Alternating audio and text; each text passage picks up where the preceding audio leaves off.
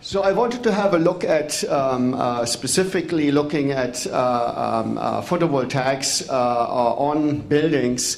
What is it actually what stands in the way of making photovoltaics a much more pervasive technology and get it actually on many more buildings than what we have seen today? Stephen has shown a number of really impressive projects which he has been doing since a long time. Nevertheless, if you go and look around and see how many buildings do actually have PV, we will see that's relatively little. And obviously one of the main obstacles is simply the cost of the technology. That's something I don't want to discuss right now in any detail. We all know that a lot of work has to be put into the reduction of the cost of PV. But I want to look at what other things technology can do to make it easier to get PV on rooftops. I have a whole collection of pictures to complement what Stephen did with a lot of examples from the US. I brought actually a lot of pictures from Germany. This is, I think, something like our vision, at least for the for urban environments. To see the buildings being put up either as new construction or retrofitted with just PV everywhere where it makes sense. Here's an interesting look at numbers from Germany. Looking at, we all know that in Germany a lot of PV has been installed. It's, I think, something now in the 22 gigawatt total range. The numbers here, they are a little older, but the ratios haven't really changed that much. But what's very important to see and recognize that really the vast majority of PV in Germany has been installed on rooftops. And it's only a relatively small share. Maybe it has been going up to 15% or so now, which is really ground mount and relatively small number of utility scale installations. Obviously that's understandable because there is not that much open space in Germany as here in the United States, but it also shows, if you go and look, that 19 and 57% of the PV are installed in residential buildings. It shows you the enormous potential if you look at that, what would be available in the United States. A brief comment on the discussion on building integrated PV versus building attached PV. I think that's obviously an important distinction to make. Is the PV just put on the roof, attached on top of the roof, or is it truly integrated? I think it's a little bit of a red herring. I think it's important to understand the difference, but in my mind, as long as it looks good and it works, I can live with either solution.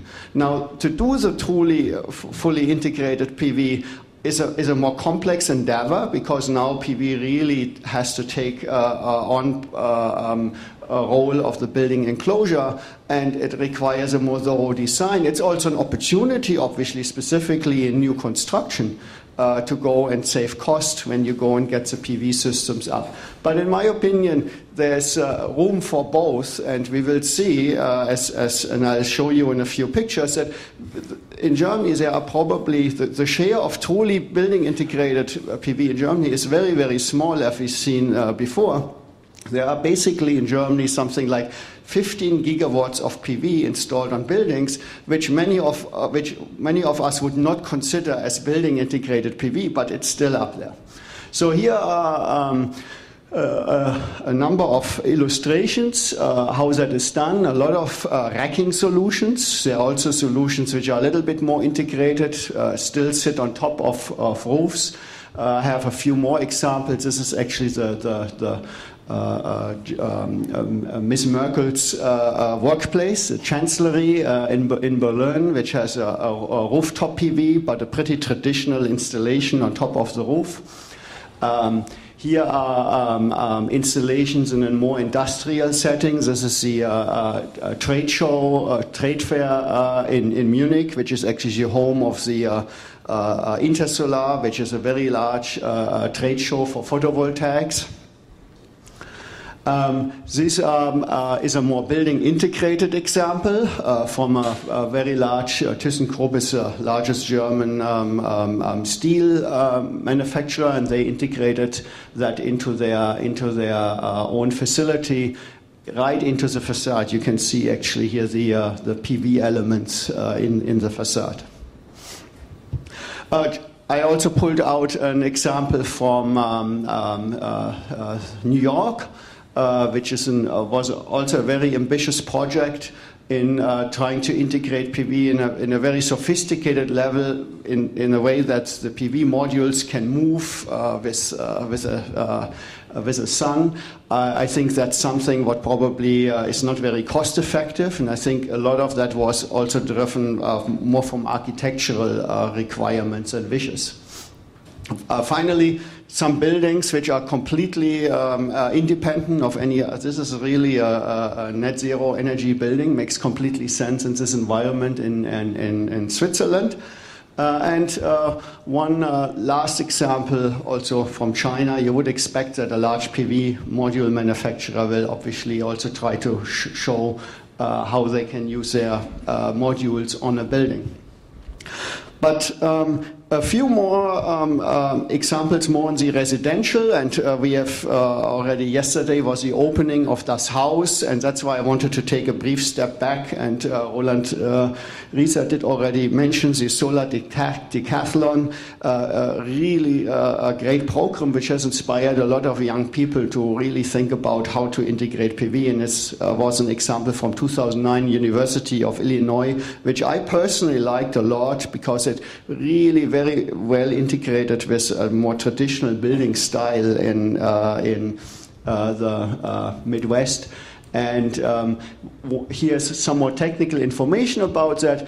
And what's actually notable is here that they used very high efficiency PV panels. And this is, I think, one thing I want to take away from this presentation, that roof size is limited for a specific roof. There's a lot of roof everywhere in the world, but if you look at a specific project, it's limited. So there's a real driver to use high efficiency PV to really utilize your roof well. And Stephen did point that out as well. And so if you go and look, what are the tasks of researchers in this field, it's clearly also necessary to improve the efficiency of PV, and there are some very exciting technologies which are being worked on, not only on the silicon branch, but in the silicon area, but even looking at compound semiconductor technologies which can bring this efficiency up by another 50 to 100%. And this is also to get back to that Das Haus, and that was shown yesterday already. This was a Team Darmstadt at the Solar Decathlon, which integrated PV in an even more sophisticated way by having both rooftop and facade elements and using different technology, PV technologies for that. On the roof, the high efficiency silicon technology, but in the facade, thin film technology, because in the facade, with the less optimum angles, you can actually get more energy yield out of those systems. So let's have a look at some of the research challenges in this area. Here's one important aspect, and that is, obviously, if you compare PV, and you have to compare PV to the alternatives, that would basically be here in the US, specifically in cooling load dominated climates, a reflective roof. And so-called cool roof. And if you if you imagine you have a cool roof and you put PV on it, you will actually increase the absorption and the heat gain in the building. And that requires the whole thinking and engineering. And the numbers which other people have already investigated is that I think up to 20%, and I've heard numbers which are even higher, of the installed PV generation will be used up just to make up for the additional heat gain which you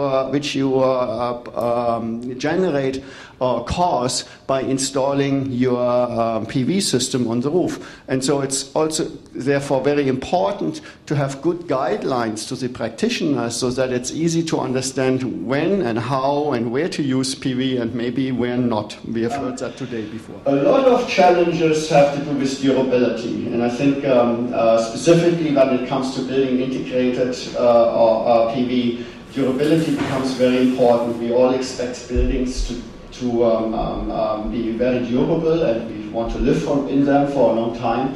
And specifically in the early years of the more flexible and adhesive-based modules, there were a lot of failures simply from having bad adhesives, having bad sealing of those modules. And that's actually also an area where we at Fraunhofer are very active in looking really at advanced materials with really long lifetimes to go and see how we can help to make those integrated PV systems as durable as the standalone PV systems already are.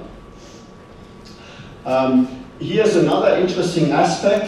This is a roof shingle technology which was developed in Europe. There are other roof shingle technologies now in the US. One of the major challenges of those has been the connectorization, because you have to think about that every time you have an individual module, you have to get the power from one module to the next or to the inverter. So the more modules you have, the more connectors you have, and anybody who has ever used an old car knows that connectors are actually seem to be quite simple, but to make a connector really last for a very long time, and in particular if it's exposed to weather, is actually quite a challenge.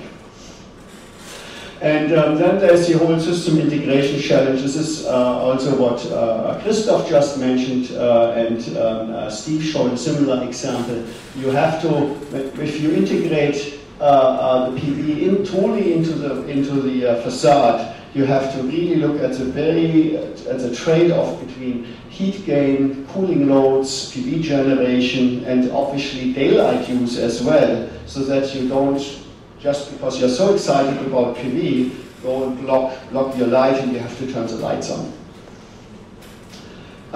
This slide is to illustrate, I think, one of the major challenges of making it easy to get more PV on roofs. This shows actually, it's this graph represents, each dot represents a module type, a PV module type, and it just shows the length versus width. So each dot at a different location means this module has a different form factor. So this is about, I think, 550 modules, and you see rarely one has the same size as the other. And that really leads to the question of standardization and streamlining design processes. And one of the biggest obstacles I see here in the United States right now for getting more PV on roofs is really the soft cost of planning these systems, of the permitting, of looking at the cost of the mounting systems, which are highly customized, and then finally getting it inspected and built by people who actually know how to do this. And I think that's a very, very difficult thing to do if every PV system looks different from the other one. And so if we want to involve large parts of the building supply chain in actually getting these systems up, once the price incentives are here, and they will come, either by the PV prices being dropping or by incentives, then we have to think about how do we actually enable to do that efficiently. And that's another example I want to show here, an interesting consideration, and it's to highlight a little difference between German roofing and US roofing. Basically in Germany, most of the roofs are tiled roofs. There's ceramic or clay tiles. And here in the US, obviously the most predominant roofing material in the residential setting are asphalt shingles. Now the lifetime is vastly different, and so that's okay. You can say, hey, I'd rather go and replace my roof every 15 to 20 years, but it's inexpensive. But what that does is it makes now an investment associated with a roof, which is supposed to last 25 years. The PV system should last 25 years, and they do.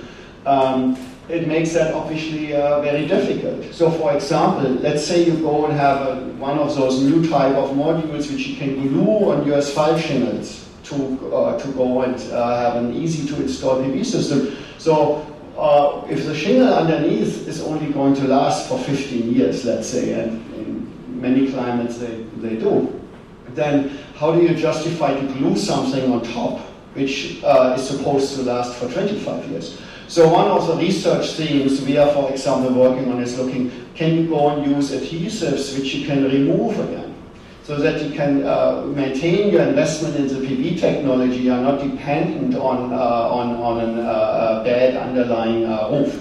Or there would be other technologies around the PV modules where you try to look at how you integrate them into the roof with more durable materials underneath, again, in order to protect your investment into PV.